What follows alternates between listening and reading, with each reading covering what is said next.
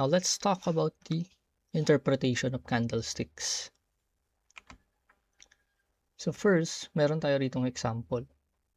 So now that you already know kung ano yung opening price, lowest price, highest price, and yung closing price yung ng tawag dito, ng candlestick. Now let's move on to interpretation. Now if you will look at this one, diba? Start tayo rito sa pangalawa.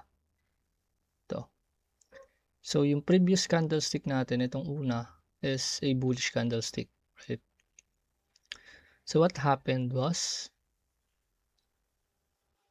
pagka-close na itong first candlestick na to, nag-open yung first candlestick doon sa, nag-open yung second candlestick doon sa closing ng first candlestick, right?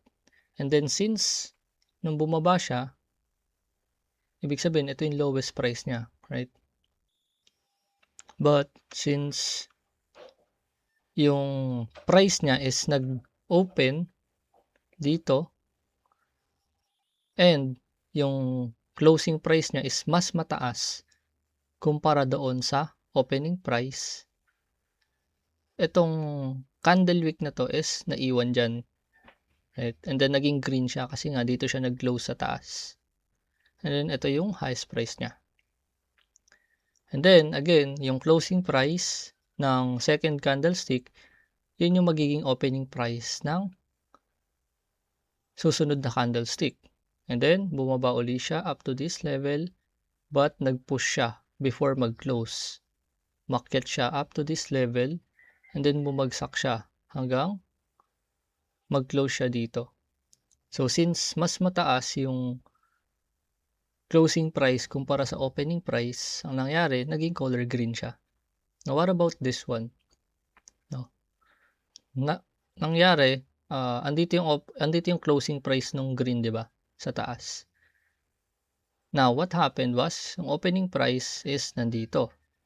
Pero, nangyari, umakyat siya, but hindi niya kinaya yung selling pressure. Bumagsak siya, right? And then, nag-close siya right around this level. So, naging pula siya simply because yung closing price niya is mas mababa kumpara sa opening price. So, basically, that's how you interpret candlesticks.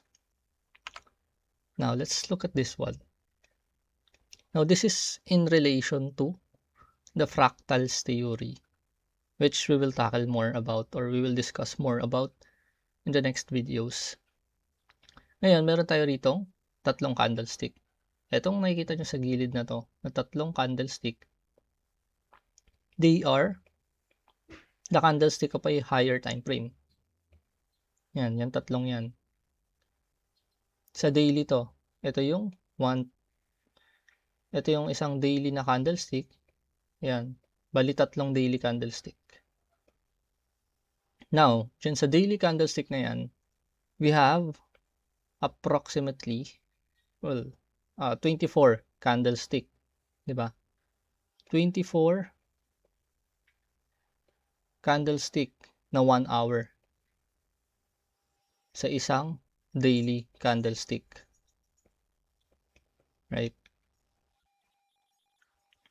So, bibilangin nyo 1, 2, 3, 4, 5, so on. Kung bibilangin nyo to, itong linya na to, from this one, magiging 24 siya. Kasi nga, we have 24 hours sa isang araw, right? So, basically, that's it. Now, dito, kung mapapansin nyo, sa pinakaunang daily candlestick natin, bumagsak yung price sa hourly time frame up until this level, right? Ito yung opening price niya. And then, ito yung lowest price niya. And then, kung makikita nyo, umakyat baba yung price. And then, umakyat siya up to this level, but nag-close siya at this level. Right? Ayun sinasabi natin na yung candlestick is umaakyat baba. especially if you are aligning it with the higher time frame. So, we have another example. Ito naman, yung itsura ng candlestick niya. Sort of like indecisive or doji. Diba? Ito yung highest niya. Yan. Ito yung lowest. Diba? Kasi ito na yung ito na yung pangalawang daily candlestick natin eh. Yan. So kung makikita nyo, yung isang daily candlestick sa 1 hour candlestick, maraming pwedeng mangyari, right? Pwedeng bumaba siya, umakyat siya, bumaba siya, tapos umakyat ulit. So basically, that's how it works. Now, let's look at this candlesticks, diba? So, actually, meron tong mga pangalan, but we won't dive deep on that particular names. What we will discuss dito is kung ano yung interpretation sa bawat candlestick. Although this one is called Marubozu and then this one is hammer kasi nga it looks like a hammer, right? And then this one is the normal candlestick that you see. And then ito yung neutral, meaning indecisive or walang hindi sure kung sino yung may control, right? Kaya indecisive siya. Then ito, inverted hammer or shooting star simply because mukha siyang shooting star, right? Or kabaliktaran ng hammer. And then, similar lang siya rito sa ilalim. It's just that this color green are bullish and then this color red are bearish.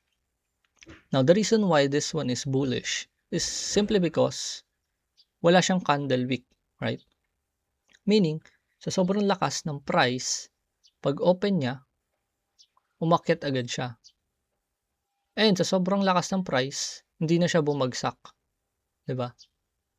Diba ang normal candlestick natin na diniscuss natin before was ganito. Or itong normal bullish candlestick. Meaning, pagka-open niya, bumaba pa siya bago siya umakyat ulit. Tapos, nung umakyat na siya sa tuktok, bumaba siya bago siya mag-close. Right? That's why it's interpreted as bullish kasi nga wala siyang candle wick sa itaas kasi ang candle wick sa taas meaning may selling pressure, right? Pag nasa taas. Ngayon, kapag ka bumaba naman yan, it could be a buying pressure, right? So, buying pressure sa ilalim, selling pressure sa taas. Now, what about this hammer? Now, this hammer, if titingnan nyo, and dito yung opening price niya, meaning bumagsak pa siya up unto this level. But, since masyadong malakas yung buying pressure around this level, umakyat ulit siya and then nag-close siya dito sa taas. Right? Basically, that's how you interpret candlesticks. Right? You can interpret it based on the body and the candle wick. Right? Kasi if malaki yung candle wick sa ilalim, it could potentially mean na malakas yung buying pressure. Kasi nga, pinush nila upside yung price. While if malaki naman yung candle wick sa itaas, then probably it could potentially mean na itong price niya is nag-open siya rito, umakyat siya up unto this level, but nangyari was bumagsak siya hanggang sa nag-close siya dito. Right? Meaning malakas yung selling pressure around this area. And then, the most bearish, ganun din. So, sobrang lakas ng selling pressure, nag-open siya rito, and then, dinare-diretso siya. Maraming nag-sell, nagkaroon ng sell-off, and then nag-close siya rito. Meaning, hindi kaya ng buyers or ng demand yung selling pressure kasi walang pinrint na candle wick sa taas. And then, lastly is the neutral candlestick. Now, sa neutral candlestick, basically, it's neutral, right? Kasi, umakyat yung price dito, bumaba yung price dito, but what happened was, andito lang siya sa gitna. So, hati yung perspective. Malakas yung selling pressure, malakas yung buying pressure. then that means na hindi sila makapag-decide, or mostly sa buyers and sellers are equal. Diba? They cannot decide, or they do not know what the price should be. Kasi nga, the price moves based on demand and supply, right? Basically, kung ano yung perception ng buyers or ng sellers. That's why the price moves up and down, right? Kung ganito, umakyat siya pero bumaba siya pero umakyat din, then andito siya nag-meet sa gitna, then that would mean that they do not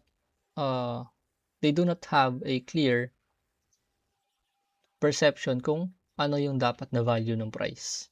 So basically, that's how interpretation of candlestick is. And one thing that I want to tell you is that before we leave, you have to understand that a candlestick in the middle of the chart is of minimal significance. Meaning, just because you see a Marubozu or this bullish candlestick sa gitna ng chart doesn't mean na you'll take that trade, right? So that's not how it works. Kasi you have to pair those candlesticks with the right location and with the right context. And only then it will become a powerful tool on our side.